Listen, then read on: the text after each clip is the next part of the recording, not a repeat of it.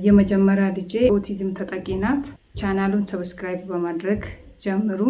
ሰላም የዩቲዩብ ቤተሰቦቼ፣ ለማታውቁኝ ሲፈን እባላለሁ። የማርሻል አርት አሰልጣኝ ነበርኩ።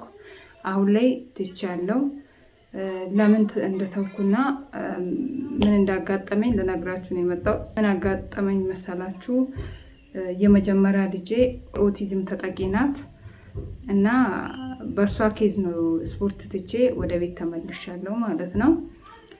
ያው ትቻለሁ ስል ቤት ውስጥ ትሬኒንግ በየሳምንቱ 2ቴም ቢሆን እሰራለሁ ለራሴ፣ እንዲሁም ለእናንተም ሾርት ቪዲዮዎችን እየሰራው እየለቀኩ ነው።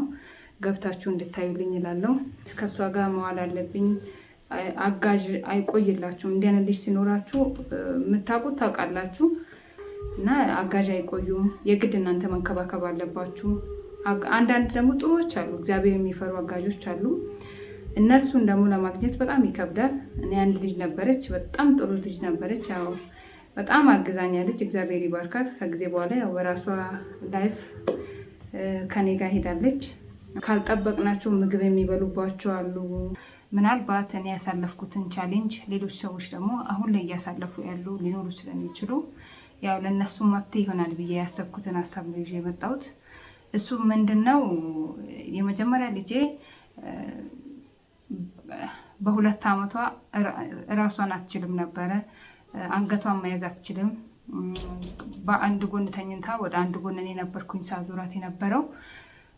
ያ ነገር ሜቢ አሁን ላይ እያሳለፈ ያለ ሰው ሊኖር ስለሚችል ስለሚጠቅማችሁ ነው ይህን ቪዲዮ የሰራሁት። እስከ 5 ዓመት ደግሞ መቆም አትችልም። እግሯ መሬት እንዲረግጥ አትፈልግም። በጣም ትፈራ ነበረ።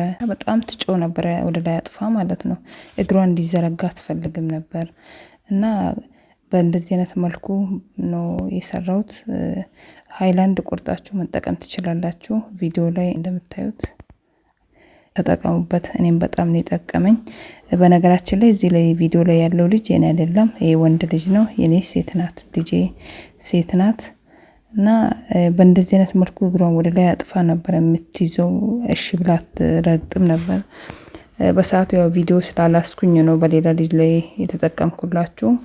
እና እንደዚህ አይነት ልጅ ያላችሁ ሰዎች መርገጥን፣ እግራቸው መሬት እንዲረግጥ የማይፈልጉ ልጆች ካላችሁ በጣም ነው የሚጠቅማችሁና ተጠቀሙበት። ቀጣይ ቪዲዮ እንድሰራላችሁ ደግሞ ቻናሌን ሰብስክራይብ እያደረጋችሁ ላይክ እያደረጋችሁልኝ ሰፖርት እንድታደርጉኝ እፈልጋለሁ። በነገራችን ላይ እግዚአብሔር ይመስገን የኔ ልጅ አሁን ላይ መሄድ ትችላለች። 6 ዓመት ሊሞላት ሲል ነው መሄድ የጀመረችው። አሁን የ9 ዓመት ልጅ ናት። ለነበረን ቆይታ በጣም አመሰግናለሁ።